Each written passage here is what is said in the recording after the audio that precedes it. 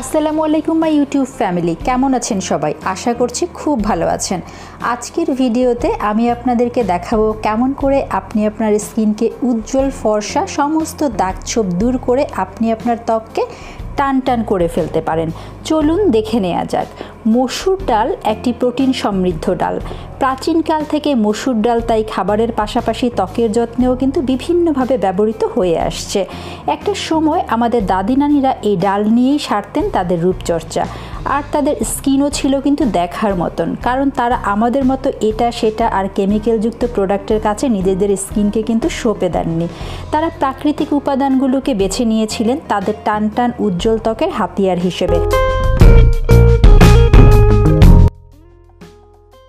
এখন আমি ফেসে করছি স্ক্রাবিং। মসুর ডাল এবং দুধ এই দুটো মিক্সড করলে কিন্তু খুব ভালো একটা স্ক্রাবার হয়ে যায়।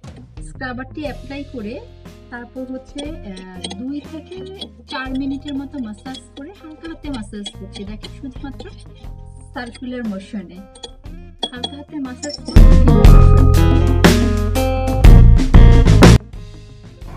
এখন তৈরি করছি ফেস প্যাক। এর জন্য নিয়ে নিচ্ছি 2 চামচ মসুরের বাটা ডাল আর তার সাথে নিব 1 চামচ মধু।